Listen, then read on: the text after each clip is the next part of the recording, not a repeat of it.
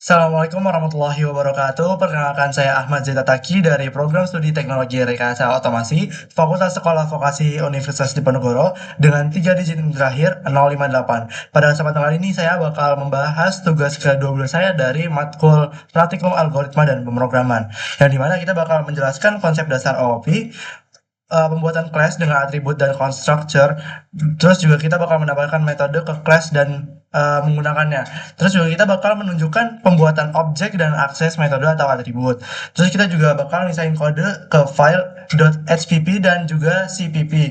Nah, terus juga kita yang terakhir itu bakal memberikan contoh dasar inheritance antara kelas induk dan juga turunan. Oke, untuk konsep dasar OOP sendiri atau Object Oriented Programming itu adalah paradigma pemrograman yang fokusnya itu pada objek, yang dimana objek itu merupakan representasi dari dunia nyata yang memiliki atribut data dan metode perilaku. Nah, konsep utama OOP tersendiri itu adalah yang pertama class atau itu cetakan atau blueprint objek. Yang kedua itu ada objek, terus itu merupakan hasil nyata dari class. Nah, yang selanjutnya itu encapsulation, yang mana encapsulation ini tuh data dan metode yang dibungkus dalam class. Nah, terus yang keempat ini ada inheritance, yang dimana inheritance ini itu merupakan pewarisan sifat dari kelas lain. Terus yang terakhir itu ada polymorphism atau banyaknya bentuk yang berlanjut itu. Nah, simpelnya OOP ini tuh adalah program untuk merapihkan suatu uh, program C++ menjadi lebih rapi lagi dan juga lebih terorganisir lagi. Nah, uh, kita bakal next ke selanjutnya. Yang kedua itu kita bakal membuat class dengan atribut dan construction. Nah, di sini kita udah dapat contoh untuk kelas yang kita misalkan mahasiswa. Yang dimana ini kita bakal menentukan kelas ini mahasiswa, terus juga dia bakal kita menuliskan private titik dua, terus string nama, terus integer umur. Nah, terus untuk yang publiknya itu dia mahasiswa, terus juga string n, terus juga integer u, yang dimana n ini tuh nama, terus juga ini u-nya itu umur. Nah, di sini udah dideklarasikan ya. Nah, di sini kan udah dijelaskan juga kan, nama dan umur itu adalah sebuah atribut. Nah, dan mahasiswanya itu adalah construction. Nah, construction otomatis dipanggil saat objek dibuat. Nah, di sini kita bakal menambahkan metode ke kelas dan menggunakannya. Di sini saya juga udah membuat juga ya metode class. Nah, yang ini bisa kita langsung run aja. Nah, di sini itu kan dia pakai kelas mahasiswa ya, yang dimana dia pakai tipe data nama, tipe data string, dan juga int. Yang dimana string itu buat nama dan juga integer itu buat umurnya. Nah, terus yang bakal dipublish ini adalah nah ini nih, dia bakal menampilkan nama dan juga umurnya. Nah, di sini yang namanya itu Budi ya, Budi, dan juga umurnya itu 20. Nah, jadi habis itu dia langsung menampilkan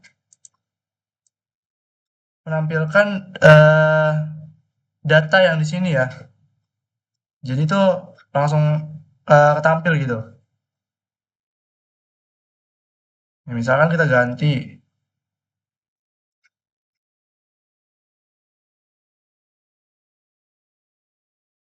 Zaid. Terus di sini umurnya 18 tahun. 18 tahun. Kita save dan kita jalankan.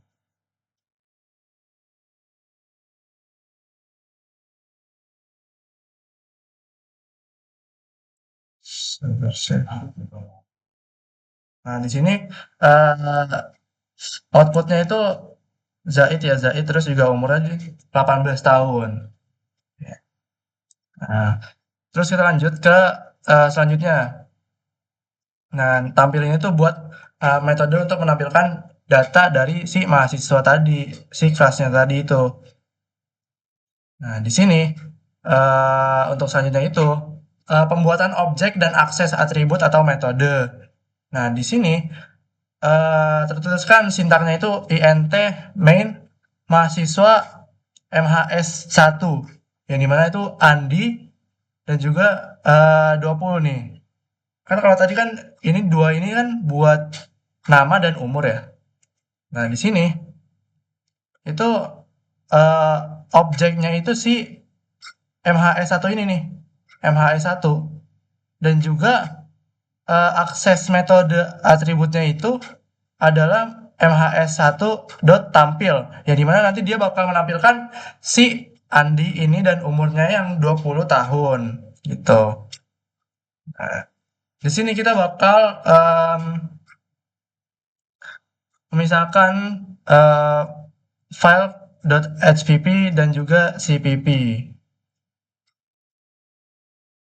Oke, di sini kita bakal melanjutkan ya, yang dimana kita bakal memindahkan dua fungsi yang udah ada dari bagian ini ya, yang berbeda gitu kan filenya. Nah, terus juga itu kita bakal memindahkan fungsi vektor ini, dua ini, HPP dan juga CPP. Nah, kita juga di sini udah ditulis include ya, include untuk si headernya ini. Terus juga kita bakal menambahkan elemen dari sebuah daftar ke daftar yang lain berupa bilangan bulat. Nah, terus kita bakal meneruskan vektor berdasarkan nilai referensi atau referensi konstan. Nah, nanti yang terakhir itu kita bakal menemukan berapa banyak kemunculan sebuah string dalam sebuah daftar. Nah, di sini di headernya ini kita menggunakan using namespace-nya itu cuma di file cpp-nya aja.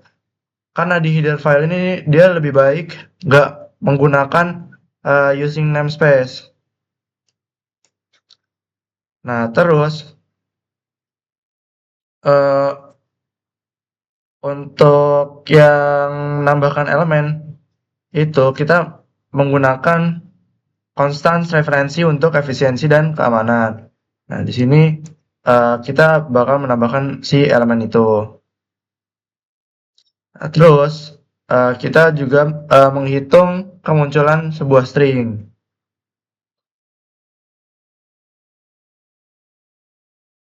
Nah, untuk di program filenya itu kita udah menyertakan si headernya ini. Nah, terus kita di sini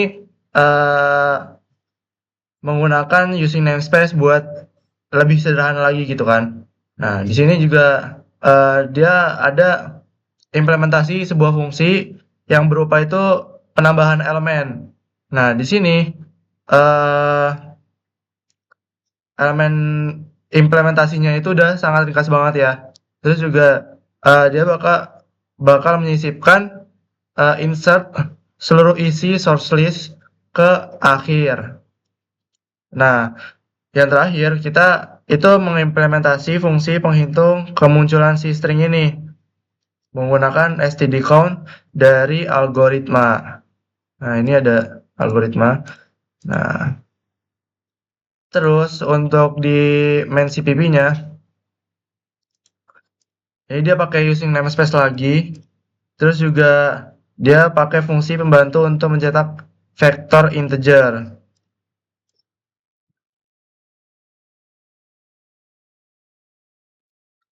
Mungkin langsung kita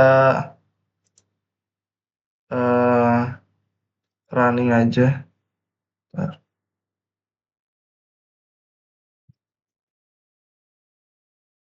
.vs code terus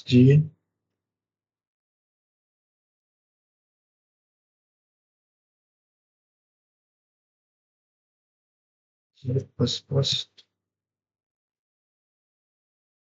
my paper .cpp main.cpp strip 0 program vektor.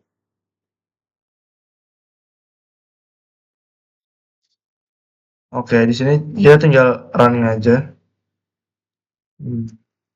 Program vektor. Nah, di sini tuh tertuliskan bahwa list awalnya itu 10, 20, sama 30. Itu kan untuk yang A. Nah, list yang B ini awalnya 4, 5, 6, 4. Nah, terus dia bakal menambahkan si listnya ini. Nah, list A-nya ini nih, itu tuh adalah hasil akhir dari list A ditambah list B. Jadi, dia itu nambahin angka yang ada di list B ini. Nah, terus